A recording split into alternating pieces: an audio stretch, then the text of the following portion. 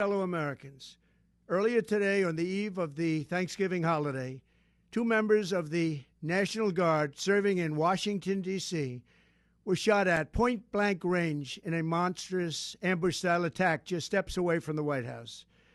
They had been deputized as part of the most successful public safety and national security mission in the history of our nation's capital, the D.C. Safe and Beautiful Task Force, which has achieved an unprecedented reduction in violent crime and crimes of all type. This heinous assault was an act of evil, an act of hatred, and an act of terror.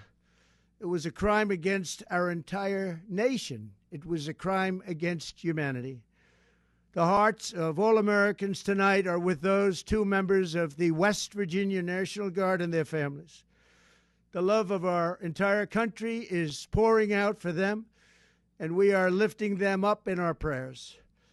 As we are filled with anguish and grief for those who were shot, we're also filled with righteous anger and ferocious resolve. As President of the United States, I am determined to ensure that the animal who perpetrated this atrocity pays the steepest possible price. I can report tonight that, based on the best available information, the Department of Homeland Security is confident that the suspect in custody is a foreigner who entered our country from Afghanistan, a hellhole on earth. He was flown in by the Biden administration in September 2021 on those infamous flights that everybody was talking about. Nobody knew who was coming in. Nobody knew anything about it. His status was extended under legislation signed by President Biden, a disastrous president, the worst in the history of our country. This attack underscores the single greatest national security threat facing our nation. The last administration let in 20 million unknown and unvetted foreigners from all over the world, from places that you don't want to even know about. No country can tolerate such a risk to our very survival. An example is Minnesota, where hundreds of thousands of Somalians are ripping off our country and ripping apart that once great state.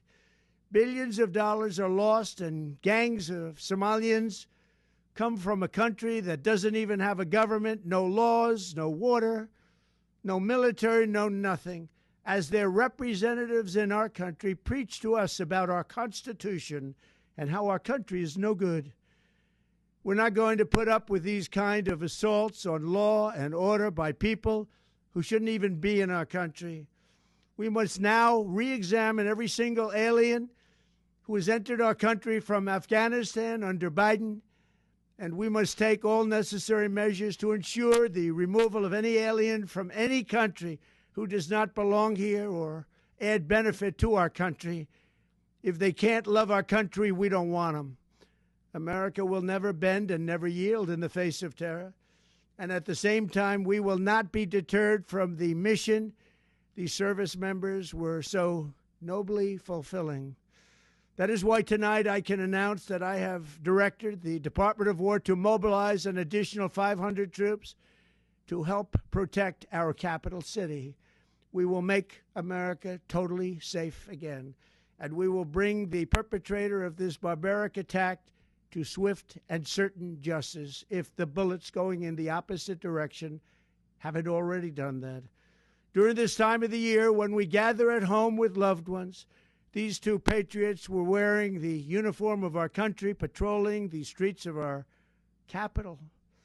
They had taken a selfless oath to defend our nation against all enemies, foreign and domestic, and that is exactly what they were doing when they were gunned down in a savage attack.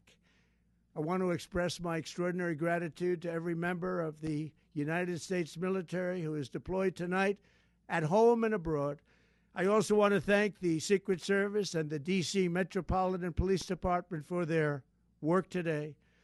This Thanksgiving, I ask every family to say a prayer for the two great heroes who were so horribly shot, and for their loved ones. Please say a prayer. May God bless them and comfort them, and may God bless and protect the United States of America. Thank you and good night.